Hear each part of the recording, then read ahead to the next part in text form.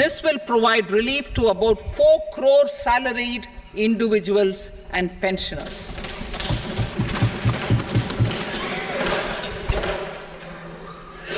Second, in the new tax regime, the tax rate structure is proposed to be revised as follows: 0 to 3 lakh rupees, nil; 3 to 7 lakh rupees, 5%; 7 to 10 lakh rupees, 10%; 10 to 12 lakh rupees, 15%; 12 to 15 lakh rupees, 20%; and above 15 lakh rupees, 30%.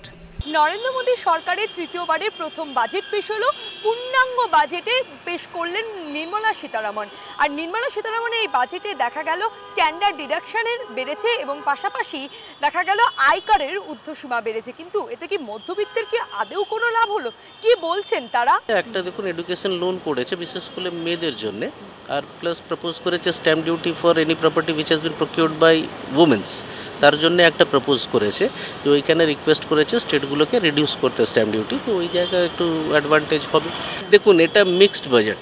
এখানে যেটা anticipate করা হচ্ছিল হয়তো পেট্রোলিয়ামের gas বা এগুলো অনেক বা গ্যাসগুলো একটু প্রাইসটা রিডিউস করলে ভালো হতো, এগুলো ডাইরেক্ট আমরা ইমপ্লিকেশন দেখিনি। এবার যে বাজেট আছে ওইখানে দেখতে হবে কীরকম কী, যেমনি আপনি ক্যান্সার পেশেন্টস দেখবেন, ওদের জন্য একটা রিলিফ দিয়েছে, 3টে মেডিসিনস দিয়েছে যেখানে জিএসটিগুলো পুরো এক্সাম্পট করেছে, তো ওইখানে ডেফিনেটলি ওরা বেনিফিটেড হবে।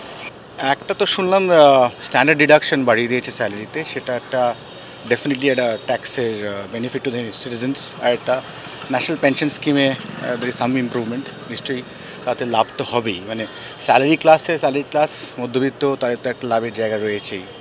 অ্যাট দ্য সেম টাইম কিছু কিছু ধরুন ডিফারেন্সে সবসময় সবাই খুশি করা যায় না সব দিক দিয়ে, বাট জেনারেল ট্রেন্ড দেখে যদি একটা ইনকাম ট্যাক্স যারা দিচ্ছেন তাদের একটু যদি লাভ হয় তো ডেফিনেটলি সেটা একটা লাভবান হচ্ছে। প্লাস আই থিঙ্ক একটা নতুন একটা শুনলাম যে যাদের মনে হয় salaries less than 1 lakh per month, তাদের জন্য একটা স্পেশাল কিছু ইপিএফএ কন্ট্রিবিউশন আছে ফর দ্যাট। দ্যাটস ডেফিনেটলি এটা টুয়ার্ডস সোশ্যাল সিকিউরিটি, এটা ডেফিনেট পজিটিভ স্টেপ। এই বাজেটে কোনো মিডল ক্লাসদের জন্য সেরকম কোনো ফ্রুটফুল কিছু হয়নি। ট্যাক্স রেজিমে সেরকম কোনো চেঞ্জেস নেই। নতুন ট্যাক্স রেজিমে আপার লিমিট 25,000-এর মতো বাড়িয়েছে, তো তাতে আলটিমেটলি খুব লাভ হবে বলে মনে হয় না। তো মেইন যেটা কনসার্ন ছিল ইনকাম ট্যাক্স, যেটা হিউজ অ্যামাউন্ট কাটছে বা আরও যেগুলো ট্যাক্স থাকে, তো তাতে কোনো চেঞ্জ হয়নি। আর আমরা দেখতে পাচ্ছি যে মিডিল ক্লাসদের জন্যই ট্যাক্সের এফেক্টটা সবথেকে বেশি। লাস্ট মোস্ট প্রবলি একটা কোনো রিপোর্ট বেরিয়েছিল যেখানে দেখা যাচ্ছে আপার ক্লাসের থেকে মিডিল ক্লাস বেশি ট্যাক্স দিচ্ছে কর্পোরেট হাউসের তুলনায়, তো সেগুলো নজর দেওয়া উচিত ছিল। লং টার্ম এবং শর্ট টার্ম দুটো ক্যাপিটাল গেইনসে কিন্তু ট্যাক্সে অনেক পরিবর্তন হয়েছে, এবং যদি ইন্ডিভিজুয়ালরা, সাধারণ লোকেরা শেয়ার বাজারে বেশি ঢুকে থাকে তাহলে কিন্তু এই ক্যাপিটাল গেইনসের যে বদল হয়েছে তাতে তার উপরে একটা ইম্প্যাক্ট হবে। আর ইনকাম ট্যাক্সের ব্যাপারে আর কিছু বলবার আগে একটাই বড় কথা বলতে হবে যে উনি ডিসপিউটগুলো শেষ করার জন্যে, লিটিগেশনগুলো কমাবার জন্যে, অ্যাপিলের সময়টাকে ছোট করে আনবার জন্যে কিন্তু অনেকগুলো পরিবর্তন করছে। মধ্যবিত্তর প্রথমত ব্র্যাকেটটা চেঞ্জ হচ্ছে। কাকে মধ্যবিত্ত এখন বলবেন, তার ডেফিনেশন চেঞ্জ হয়ে গেছে। Tax is a important factor in building the country. তো ট্যাক্স কম্পোনেন্ট আস্তে আস্তে বাড়তে স্টেজ বাড়তে কোথায় গিয়ে থামবে তার ঠিক নেই। কিছুটা এক্সপেকটেশন থাকেই যে হয়তো একটুখানি বাড়লো, তবে হাওয়েভার আমাদের একটা নতুন রেজিমও আছে, ট্যাক্স রেজিম। আস্তে আস্তে আমরা চেষ্টা করছি পুরোটা ওখানে সুইচ করে যাবে হয়তো ফিউচারে। তো সেইটাকে মাথায় রেখেই হয়তো আর এইবারে ট্যাক্স স্ল্যাবসে, এর আগে আমরা বহুবার দেখেছি ইলেকশনস বা অন্য কোনো কারণে মানুষকে খুশি করার জন্য হয়তো ট্যাক্স রেজিমে ট্যাক্স স্ল্যাবসে চেঞ্জ করা হয়, বাট যেটা লং টার্ম বেনিফিট করবে না সেরকম কিছু না করাই ভালো। সাধারণ ব্যক্তিদের জন্য কিছুই ভাবা হয়নি। আজকে যা দ্রব্যমূল্য বৃদ্ধি বেড়েছে, এর জন্য তো আমাদের নিতান্ত আমাদের পশ্চিমবঙ্গ সরকারও কোনো কিছু আগ্রহী হচ্ছে না যে কীভাবে মূল্যটা কমানো যায়। ঠিক আছে, এইটা যদি মূল্যটা কমতো, বাজেট তো দেখুন, বাজেট তো ইন্ডাস্ট্রিয়াল বেল্টের জন্য, যারা বড় বড় ইন্ডাস্ট্রিয়াল আছে তাদের জন্য। আমাদের মধ্যবিত্তের জন্য যে কাঁচা সবজি যে আমরা খাচ্ছি, সেটাই যদি দাম কমে দিই, সেটাতেই আমরা অনেক মূল্যবান হব। কারণ আজকের দিনে যে বাজার 100 টাকা নিয়ে যাওয়া হচ্ছে সেটা বাজার আর কিছু হচ্ছে না। এই বাজেটে 2024-25 যে বাজেট আজকে আমাদের হলো আর কি ডিসকাশনে, হেলথ কেয়ারে যে আমাদের যেটা একটা এক্সপেকটেশন ছিল সেটা কিন্তু আমরা পাইনি। যদিও এটা অনেক রকম দিক দিয়ে এবারের বাজেটটাকে একটা ব্যালেন্স করা হয়েছে মধ্যবিত্ত নিম্ন মধ্যবিত্ত মানুষের জন্য, অনেক রকম কিছু প্রপোজাল দেওয়া হয়েছে এবং ওনারা অ্যাকসেপ্ট করেছেন। রুরাল ডেভেলপমেন্ট করা হয়েছে, কিন্তু আমরা অ্যাজ সাচ যেটা আমরা চেয়েছিলাম যে হেলথ কেয়ার সেক্টরে প্রথম যে জিনিসটা সেটা হচ্ছে হেলথ কেয়ার এক্সপেন্ডিচারটা বাড়ানোর জন্য। হেলথ কেয়ার এক্সপেন্ডিচারটা আমাদের কিন্তু G20 কান্ট্রিজের মধ্যে আমাদের কিন্তু দ্য লোয়েস্ট কিন্তু ইন্ডিয়া। আমরা বিলো 2% এখন আমাদের health care expenditure two GDP, যেটা আমাদের একটা সব রকম দিক থেকে আমরা চেষ্টা করেছিলাম যে এটা যাতে ইনক্রিজ করে 2.5% যাতে করা হয়, এই এক্সপেন্ডিচারটাকে বাড়ানো যায়। যদি এই হেলথ কেয়ার এক্সপেন্ডিচারটা যদি না বাড়ে তাহলে কিন্তু কোনো হেলথ কেয়ার ইনফ্রাস্ট্রাকচার ডেভেলপমেন্টটা হবে না। দেখুন, ইন্টার্নশিপের কথাটা বলছেন তো, আমরা ছোট থেকে যখন ছেলে মেয়েদের বড় করি প্রতিটা বাবা মা সবাই চায় ছেলে মেয়ে একটা স্থায়ী চাকরি পাক, যেটা আমাদের সমাজে আজকে সব থেকে বড় সমস্যা, স্থায়ী চাকরি নেই। প্রতিটা জায়গায় আমরা দেখতে পাচ্ছি সব জায়গায় কন্ট্রাকচুয়াল ইন্টার্নশিপ এরকম করে চলছে, মিনিমাম একটা পয়সা দিয়ে চলছে, মিনিমাম একটা অর্থ সেখানে দেওয়া হচ্ছে। আসুক না স্থায়ী চাকরি, সবাই নিশ্চিতভাবে সুন্দরভাবে বড় হয়ে উঠুক, এবার আসুক তার উপরে ট্যাক্স সকলে দিতে পারবে, তাতে কোনো অসুবিধা হবে না, কিন্তু মানসিক শান্তি পাবে, সে জানবে তার বাবার একটা পার্মানেন্ট চাকরি আছে, সে স্থায়ী চাকরি করছে।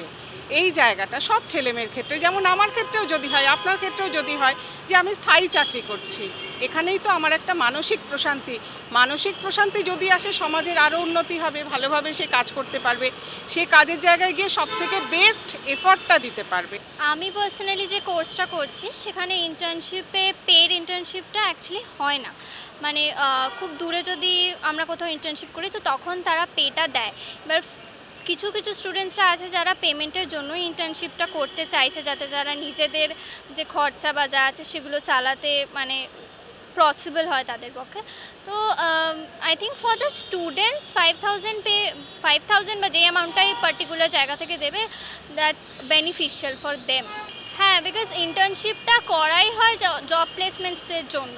তো আই থিঙ্ক ইন্টার্নশিপ যত বেশি কোম্পানিতে প্রোভাইড করবে তত স্টুডেন্টসরা, ইভেন যারা অন্যান্য MBA কোর্স করছে তারাও ইন্টার্নশিপ করলে তাদের জব প্লেসমেন্টে যে মানে পসিবিলিটিটা সেটা বাড়বে।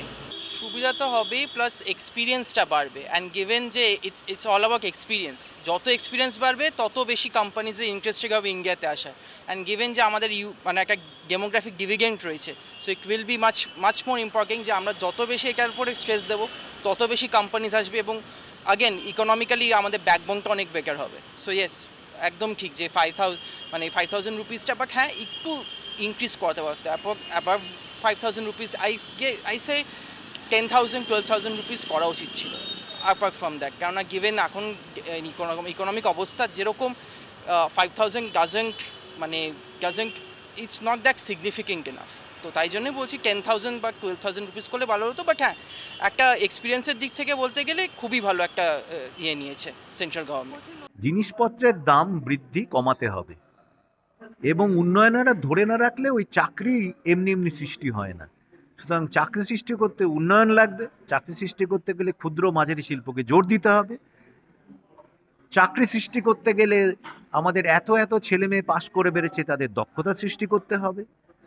এই সবগুলোর উপরেই ওনারা জোর দিয়েছেন। এবং দাম কমাতে গেলে আমরা জানি মেজর দাম যে বেড়েছে আমরা সবাই ছ্যাঁকাটা খেয়েছি, কারণ তরিতরকারির দাম বেড়েছে। তার জন্য কৃষির দিকে জোর শুরুতেই উনি দিয়েছেন। সুতরাং মোটামুটি সব দিক ভেবে চিনতে বলবার চেষ্টা করেছেন, ওই উন্নয়ন, চাকরি এবং দাম, এই কথাগুলো মাথায় রেখে। কেন্দ্রীয় যে বাজেট পেশ হলো সেই বাজেটে দেখা গেল মধ্যবিত্তের কোনো ছাড় নেই, এমনটাই বলছেন আমজনতা। অর্থাৎ মধ্যবিত্তের খুব একটা সুবিধা হবে না, কেন তারা বলছে যে গাড়ির লোন, বাড়ির লোন, এমনকি মেডিক্লেম, যেটা নিত্য প্রয়োজনীয় সবথেকে প্রত্যেকটি মধ্যবিত্তেরই দরকার। মেডিক্লেমও সেভাবে কোনো সাশ্রয় নেই এবং বাড়ির লোন যেটা সব মধ্যবিত্তরই খুব কম বেশি হলে প্রায় দিতে হয়, কিন্তু মাসের শেষে সেই মধ্যবিত্তেরও গাড়ির লোন বা বাড়ির লোনে কোনো ছাড় পাওয়া গেল না, এমনটাই বলছেন আমজনতা। পাশাপাশি যে ইনকাম ট্যাক্স, সেই ইনকাম ট্যাক্সও খুব একটা ছাড় পাওয়া গেল না যেটা তারা আশা করেছিলেন। ক্যামেরায় চিরঞ্জিতের সঙ্গে ব্যুরো রিপোর্ট, এস নিউজ।